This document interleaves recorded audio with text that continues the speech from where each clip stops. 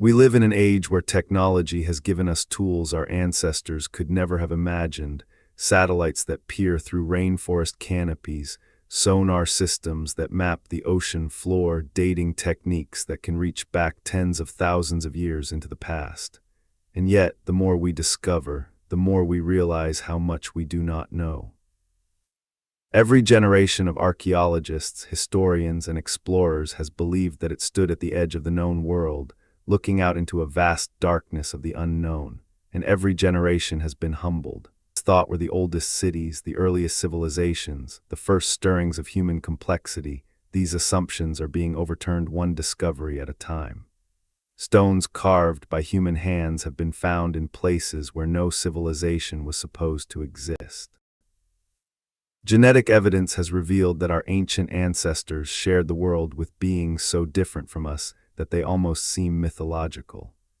Underground chambers hold the bones of people whose skulls were shaped in ways that no natural process can fully explain. Beneath the waters off remote islands, geometric formations rise from the seabed, their right angles and stepped terraces whispering of builders who lived before the last great ice age ended and the seas swallowed their world. This is a documentary about those places. It is a journey into the deepest layers of human history, and beyond human history into the territory where legend and science blur together into something far more extraordinary than either could be alone. We will travel to the misty highlands of Indonesia, where a mountain may not be a mountain at all. We will visit a remote Indonesian island where the locals speak of small, hairy creatures that some researchers believe might still be alive. We will descend beneath the waves off the coast of Japan to examine formations that have sparked one of the most heated debates in the world of underwater archaeology. We will walk through the jungle city of ancient Maya, stand at the edge of a volcanic lake created by one of the most violent geological events in recorded memory, and venture into the depths of a cave in Nevada where red-haired giants have captured the imagination of adventurers and conspiracy theorists alike. We will follow the footsteps of one of history's most obsessed explorers as he vanished into the Amazon in search of a city he called simply Z, and we will use the most advanced technologies available to reveal that the Amazon, long dismissed as a wilderness too hostile to support complex human life, was in fact home to sprawling urban civilizations that simply vanished, leaving their legacy buried beneath centuries of tropical growth. Every one of these stories is a mystery. Some have partial answers, some have no answers at all, but together they paint a picture of a human past far richer, far stranger, and far more ancient than the one we were taught in school. So let us begin at the beginning, or rather, at what might be an entirely new beginning. In the highlands of West Java, Indonesia, there is a hill. It is covered in terraces of stone, wrapped in a cloak of dense vegetation, and for most of the 20th century it was considered by most archaeologists to be a relatively unremarkable site, a megalithic structure built perhaps 3,000 years ago by a prehistoric Indonesian culture. Local people had always known it differently. They called it Gunung Padang, which translates rough enlightenment or mountain of light, revered it as a sacred place, a site of spiritual power that predated the oldest memories of their culture. Pilgrims climbed its terraces to pray and leave offerings. Shamans performed rituals in its shadow. The mountain, they said, was alive with ancient energy. But what scientists began to discover when they applied modern geological survey techniques to Gunung Padang in the early decades of the 21st century challenged not just the conventional dating of this particular site, but the entire timeline of human civilization on Earth.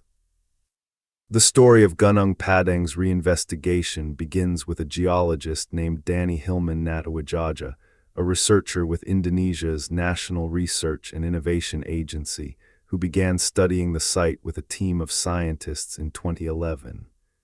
Natawidjaja was not, by training or by temperament, someone inclined toward sensationalism.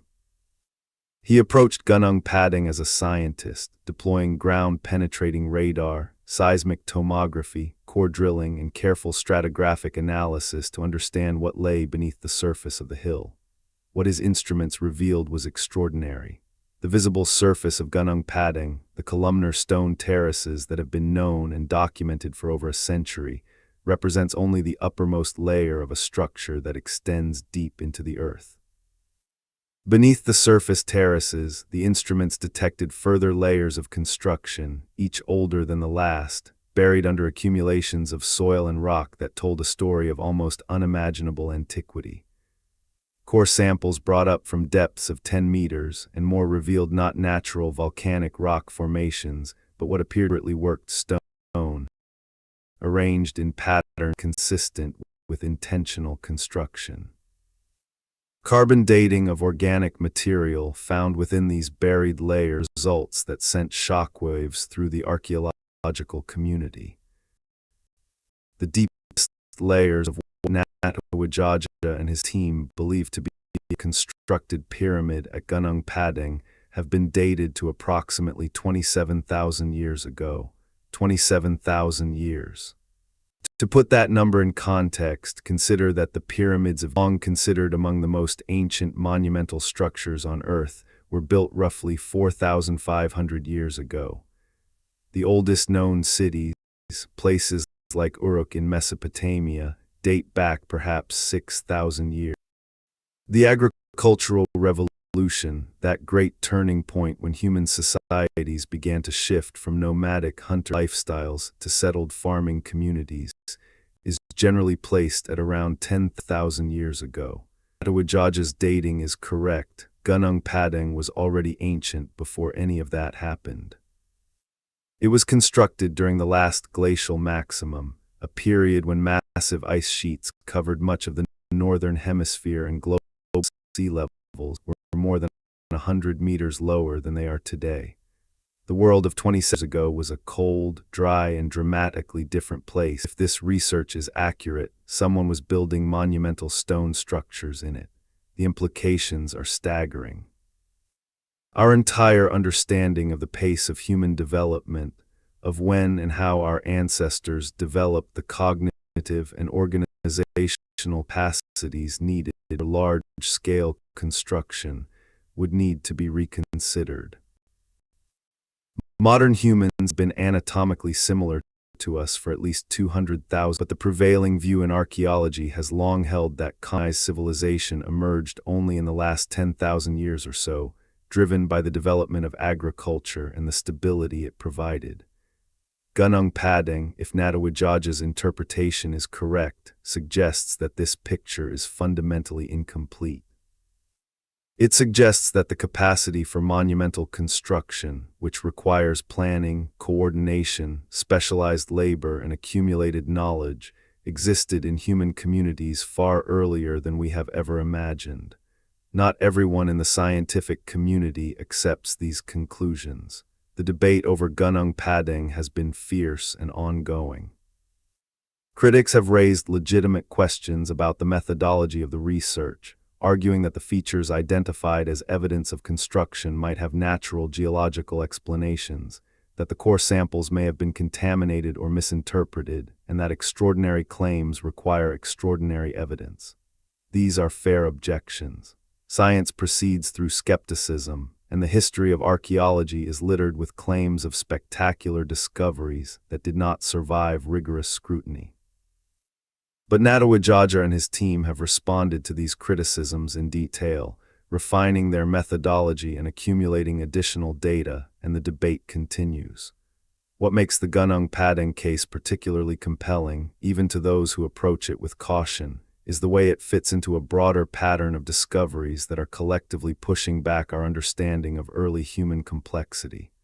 Göbekli Tepe in modern-day Turkey was once thought to be a nothing site. Then archaeologists discovered that it contained massive, elaborately carved stone pillars arranged in circular enclosures, and that these structures had been built approximately 11,000 years ago, before agriculture, before pottery, before any of the things we associate with organized civilization. Göbekli Tepe forced a fundamental rethinking of the relationship between monumental construction and social complexity. Gunung Padang, if the dating holds, would force an even more radical revision. The mountain sits there still, patient and covered in green, giving up its secrets one core sample and one ground-penetrating radar scan at a time. The local people who have always considered it sacred may have been preserving a memory older than civilization itself, the memory of a time when their ancestors or someone's ancestors looked at a hillside and decided to transform it into something permanent, something that would outlast them by millennia. Whatever Gunung Padang ultimately turns out to be, it is already one of the most thought-provoking archaeological sites on the planet. And in a world full of thought-provoking archaeological sites, that is saying something remarkable. From the highlands of Java, we travel east, further into the Indonesian archipelago, to one of the most biologically extraordinary islands on Earth. Flores is a long, rugged island in the Lesser Sunda chain, a place of dramatic volcanic landscapes, ancient forests, and remarkable biodiversity. It is an island where, even today, the natural world seems to operate by different rules than it does in more familiar places.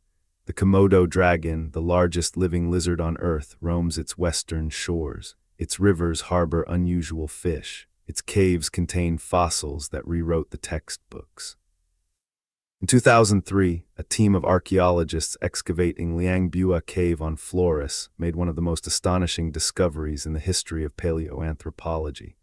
Buried in the cave's deposits, they found the remains of a previously unknown species of human. She was an adult female, fully grown, but she stood only about a meter tall, roughly 3 feet 4 inches. Her brain was tiny by modern human standards, about a third the size of ours, comparable in volume to a chimpanzee's brain. And yet she and her kind had used stone tools, possibly hunted large animals including the now extinct pygmy elephant-like creature known as the stegodon, and possibly used fire. The species was named Homo floresiensis, but the world quickly gave her a more evocative nickname, the Hobbit. The discovery of Homo floresiensis was extraordinary for many reasons, not least of which was the dating. While the earliest fossils found in Liangbua dated to about 100,000 years ago, more recent and refined analyses have suggested that the species may have persisted on Flores until as recently as 50,000 years ago, overlapping with the period when modern humans were spreading across Southeast Asia and beyond. And here is where the story takes a turn into territory that blurs the boundary between science and legend. The people of Flores have long told stories about small, hairy, human-like creatures that lived in the forests and caves of the island. These creatures go by various names in different parts of the island and in different local traditions. One of the most commonly referenced terms is the Ebu Gogo, which translates roughly as grandmother who eats everything, reflecting stories about these beings' voracious and indiscriminate appetites. But in parts of Flores, and particularly in communities with deep connections to the island's ancient traditions, the creatures are sometimes referred to by a name that sounds remarkably like the word Leoa, a term that persists in local oral tradition, and that describes small, ape-like beings of considerable intelligence and mystery. The descriptions offered by locals who claim to have encountered or heard reliable accounts of these creatures are remarkably consistent with what we know about Homo floresiensis from the fossil record. They are described as small, perhaps chest-high to an average adult, with wide, flat faces, large eyes, and bodies covered in a fine layer of hair or fur. They are said to move quickly through the forest, to be capable of mimicking human sounds, and to be shy but occasionally aggressive when cornered or threatened. Some accounts describe them as living in caves. Others place them in the densest parts of the forest interior, in regions where human activity is minimal.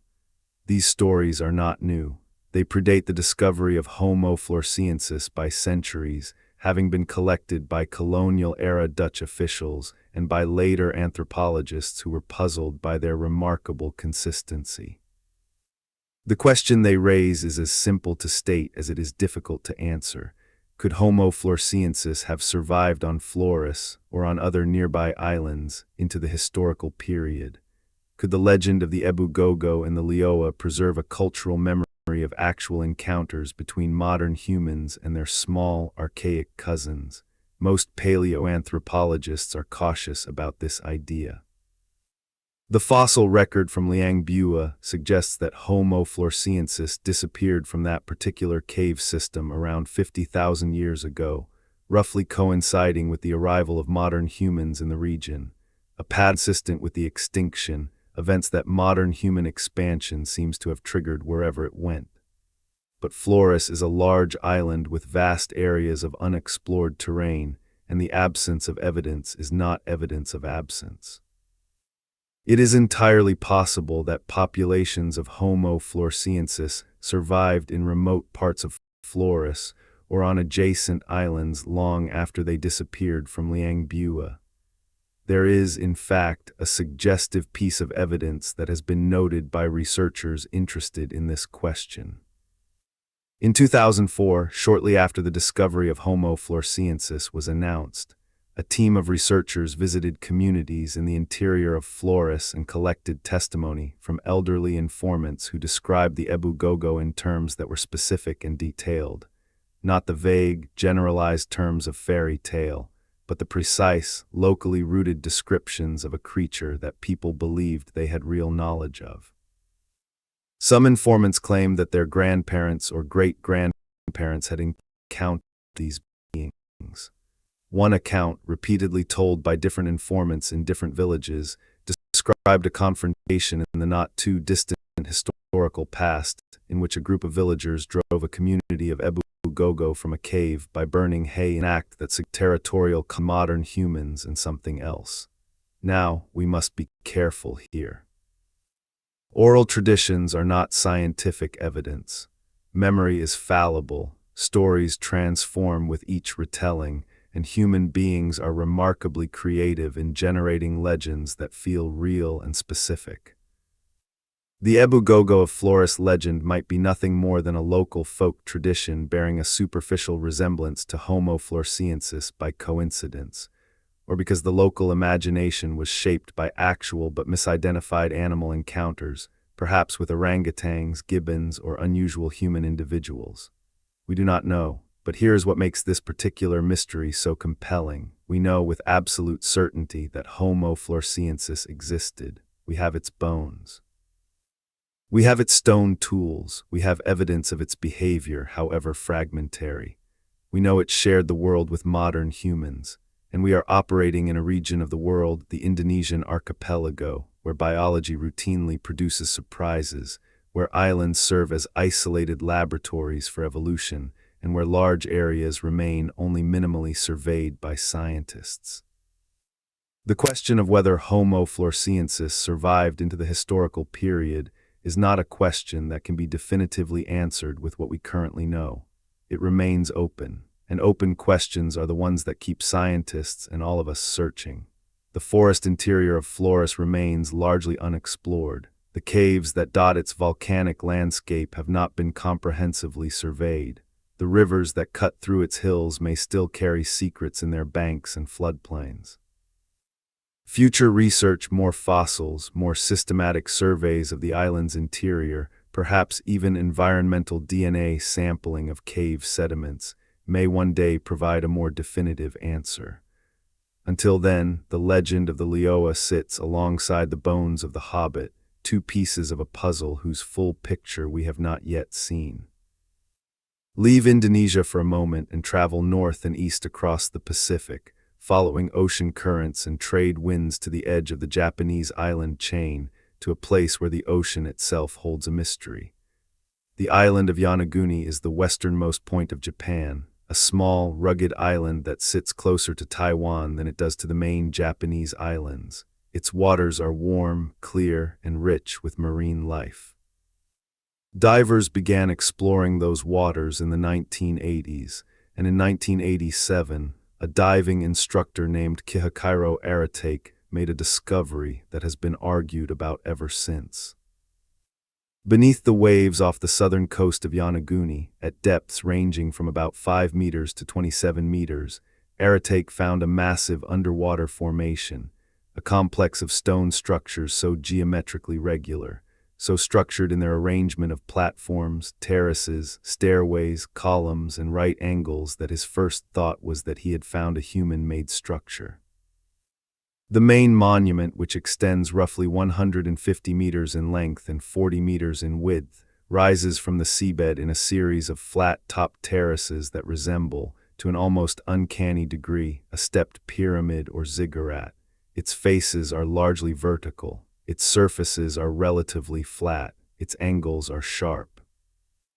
Around it, other formations extend across the seafloor, what appear to be roads or pathways, additional terrace structures and stones that seem to have been precisely shaped and placed. Word of the discovery spread quickly through the diving community, and before long it had spread beyond that community into the wider world of alternative archaeology and ancient mystery research. The Yonaguni Monument, as it came to be called, became one of the most hotly debated archaeological sites on Earth. On one side of the debate stood those who argued that the monument's geometric regularity, its stair-like terraces, its apparent roadways and chambers, could only be the work of human builders. They proposed that the structure had been built during the last ice age, when sea levels were low enough for this part of the seafloor to have been dry land, and that the rise of the seas at the end of the ice age had submerged the site, along with, presumably, the civilization that built it. On the other side of the debate stood most mainstream geologists and archaeologists, who argued that the Yonaguni Monument is a natural formation, the product of the island's geology and the sea's erosive power working over millions of years. The rocks of Yonaguni are primarily mudstone and sandstone, materials that fracture along regular planes when subjected to the stresses of wave action and tidal forces. This fracturing, the skeptics argued, could produce the flat surfaces, right angles, and terraced formations seen at the monument without any human involvement at all. They pointed to similar natural formations found elsewhere in the world, and they noted the absence of any artifacts, tools, pottery, carvings, or other unmistakably human-made objects at the site that would confirm human construction. The debate has never been fully resolved, and it is unlikely to be resolved to everyone's satisfaction in the near future. What makes it particularly interesting, from the perspective of someone trying to assess the evidence honestly, is that both sides have legitimate points to make. The geological argument for natural formation is scientifically sound. The rock types present at Yonaguni fracture in geometrically regular ways, and nature is capable of producing shapes that look designed when they are not. But the accumulation of geometric features at this particular site, the terraces, the right angles, the apparent stairways, the formations that look remarkably like roads, is unusual even by the standards of naturally fractured sandstone. The probability that all of these features would occur together in one place by chance alone gives some researchers pause. There is also the question of context. If the Yonaguni Monument was above sea level during the last ice age, and the geological evidence strongly suggests that it was, then it existed in a region that was inhabited by human beings. The ancestors of the Japanese people, as well as various other human populations, were present in this part of Asia during the Ice Age. They were sophisticated enough to navigate the sea crossings that must have been required to populate the island chains of what is now Japan. The question is not whether they were capable of building something like the Yonaguni Monument. Whether or not they did so is an empirical question that requires empirical evidence. The question is whether what we see on the seafloor off Yonaguni reflects natural geology, human construction, or some combination of both, perhaps a natural rock formation that was modified and enhanced by human builders, a practice that has been documented at numerous sites around the world. The Japanese government has not officially classified the Yonaguni Monument as a cultural heritage site, reflecting the official position that it is probably natural in origin. But research continues, both by Japanese scientists and by international researchers drawn to the site by its extraordinary visual character and its tantalizing implications. Underwater archaeology is inherently difficult. The conditions are challenging, survey methods are limited, and the sea does not give up its secrets easily. But advances in underwater survey technology, including high-resolution sonar mapping and underwater drones capable of systematic survey work, offer the prospect that future research may shed more definitive light on the origin of this remarkable underwater formation. For now, the monument lies beneath the warm blue water off Yonaguni, unchanging, patient, and deeply ambiguous. It is a place where the ocean floor raises questions that the surface world cannot easily answer, where geometry suggests intention but certainty remains elusive.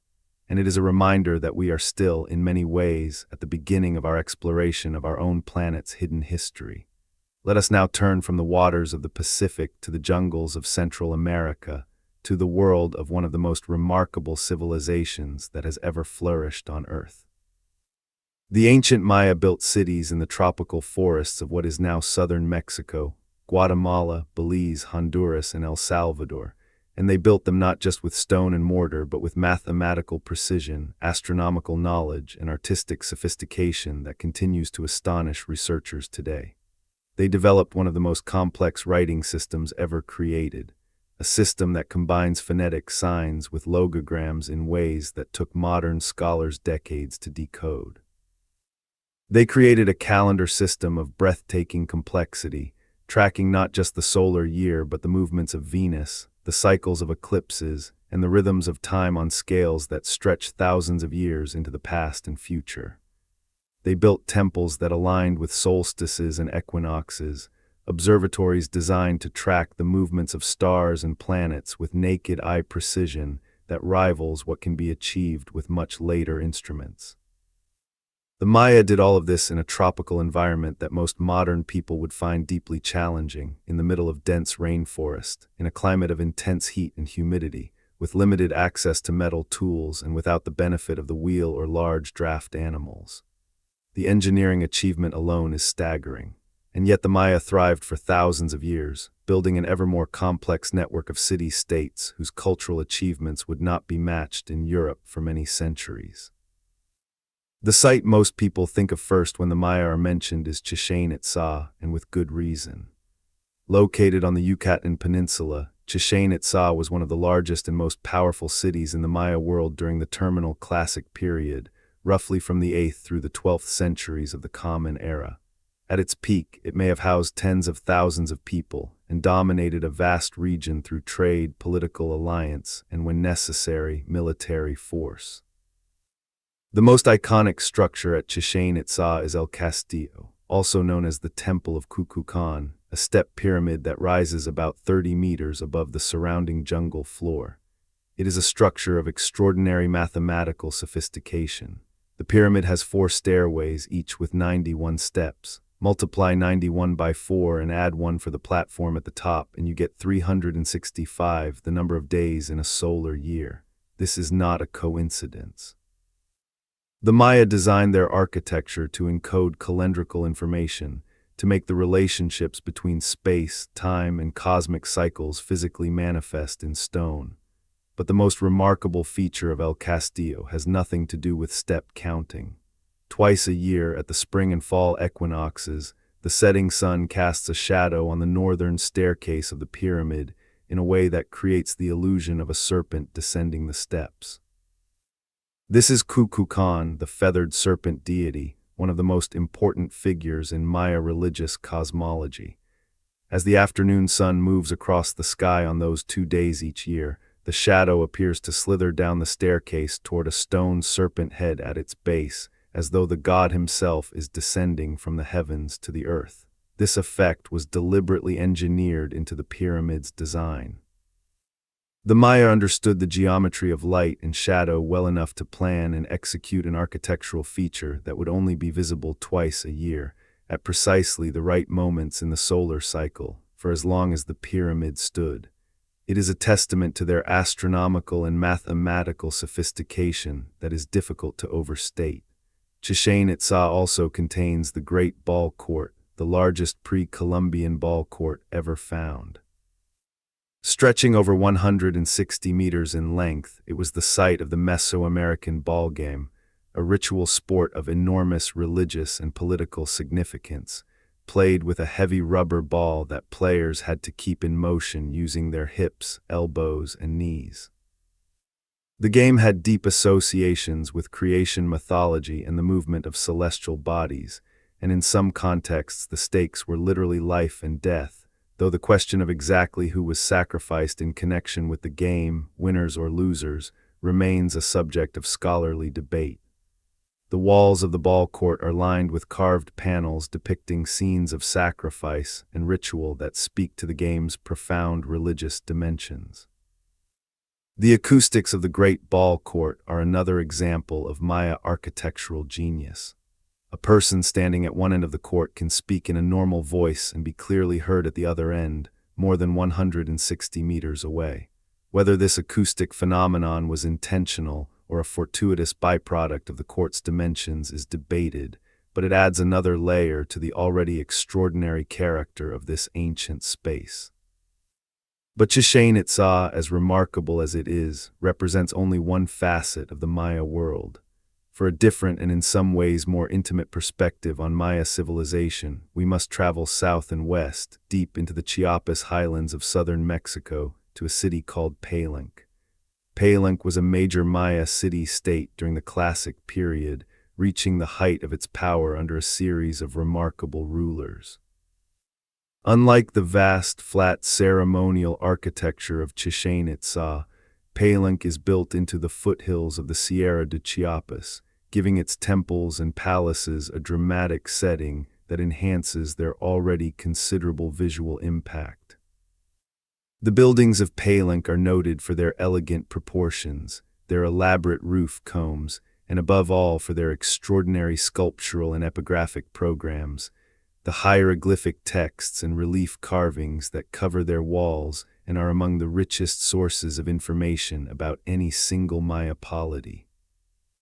It was at Palenque that one of the most remarkable archaeological discoveries of the 20th century was made, a discovery that transformed our understanding of Maya religious ideology and the role of rulership within it. In 1952, the Mexican archaeologist Alberto Ruzliulier was investigating the Temple of the Inscriptions, one of Palenque's most prominent pyramids, when he noticed that one of the floor slabs in the temple's top chamber had a double row of holes drilled through it, holes that could be used to lift the slab. When he and his team lifted it, they found a hidden stairway, filled with rubble that had been deliberately packed in to conceal what lay below. It took Ruzliulier and his team 3 excavation seasons to clear the stairway. When they finally reached the bottom, they found themselves in a crypt chamber deep within the base of the pyramid. The chamber contained a massive stone sarcophagus, and within the sarcophagus lay the remains of one of the greatest rulers Palenque had ever known, a man now identified from the hieroglyphic record as K-Inish Janab Pakal, commonly known as Pakal the Great. Pakal had ruled Palenque for 68 years in the 7th century of the Common Era, ascending to the throne at the age of 12 and dying at the age of 80. During his reign, Palenque experienced a golden age of construction and artistic achievement.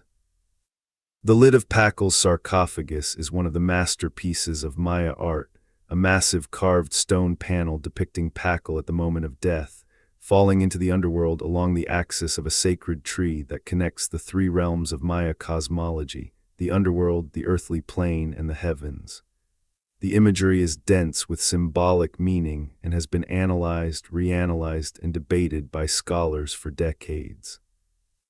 It is a profoundly sophisticated artistic statement about the nature of death, rebirth, and the cosmic role of the Maya ruler, who was understood not simply as a political leader, but as a mediator between the human world and the divine. The funerary mask that covered Pakal's face is made of jade, the most precious material in the Maya world, assembled from hundreds of individually carved pieces to create a serene, idealized portrait of the dead king. The jade was gathered from trade networks that stretched across Mesoamerica, reflecting Palenque's extensive connections to the wider Maya world.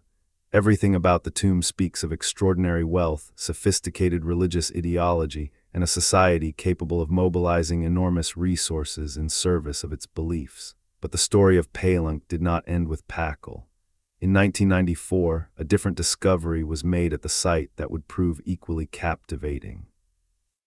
Within the Temple of the Red Queen, a pyramid adjacent to the Temple of the Inscriptions, archaeologists discovered another sarcophagus containing the remains of an elite woman. She was accompanied by grave goods of exceptional quality, and her bones had been stained an extraordinary red color, the result of having been covered with cinnabar, a mercury sulfide mineral that the Maya used in burial contexts of the highest status. It was this red staining that gave the unnamed occupant her evocative title, the Red Queen. The identity of the Red Queen became one of the most intriguing puzzles in Maya archaeology. She was clearly a person of extraordinary importance. The quality of her burial, the structure built to contain her, the grave goods that accompanied her, all spoke of someone who occupied one of the highest positions in Palenque's social hierarchy. But she was not identified by name in the available inscriptions from the site. Researchers proposed various candidates based on textual evidence. An analysis of her skeleton and of the isotopic composition of her bones eventually provided strong evidence that she was closely related to Pakal the Great, possibly his wife, Lady Tiziak Buajo, who is mentioned in hieroglyphic texts from the site. The Red Queen's discovery was significant not just as an individual finding, but for what it revealed about the role of women in Maya society. The Maya world was not, as was once assumed, an exclusively patrilineal, male-dominated society in which women played marginal roles. The epigraphic and archaeological record increasingly reveals a more complex picture, one in which certain women wielded substantial political and religious authority, in which female rulers occasionally governed major city-states, and in which elite women were buried with the same care and devotion as elite men. The Red Queen is part of this revised picture, a reminder that the Maya world was as varied and complex in its social organization as any other great civilization. Yet for all their greatness, the Maya city-states ultimately declined. The classic period of Maya civilization reached its height between approximately 250 and 900 of the Common Era, and then over the course of the 9th and 10th centuries, the great cities of the southern lowlands were progressively abandoned. Temples fell silent, populations dispersed, stele ceased to be carved. The administrative and ritual machinery of the classic Maya polities ground to a halt. For generations, scholars described this as the Maya collapse, a sudden, catastrophic end to a great civilization, as mysterious in its causes as it was dramatic in its effects. But new research, drawing on a much richer body of evidence than was available to earlier generations of scholars, has significantly revised this picture. The decline of the classic Maya was not sudden, and it was not uniform, and it was not total. What actually happened was a long, complex, geographically varied process of political fragmentation, population movement, and social reorganization that unfolded over multiple generations and took different forms in different parts of the Maya world. The factors that contributed to this decline were multiple and interconnected. Extended droughts identified through analysis of cave formations and lake sediments clearly played a role. The Maya agricultural system, based on intensive cultivation of a limited range of crops in a highly seasonal rainfall environment, was vulnerable to climatic disruption. But drought alone does not explain the pattern of collapse. Many regions that experienced severe drought did not collapse in the same way or at the same time as regions that experienced less climatic stress. What the new research increasingly emphasizes is the role of political and social instability. The classic Maya world was not a single unified state, but a competitive, fractious system of city-states engaged in almost constant warfare, alliance-making, betrayal, and political maneuvering. Inscriptions from the period document endless cycles of conflict, the capture and sacrifice of rival rulers, the shifting of tributary relationships, and the exhausting competition for dominance among the great powers of the Maya heartland. This political environment placed enormous pressure on the resources and productive capacity of individual polities, resources and capacity that were simultaneously being stressed by climatic deterioration. The combination of prolonged drought, intensified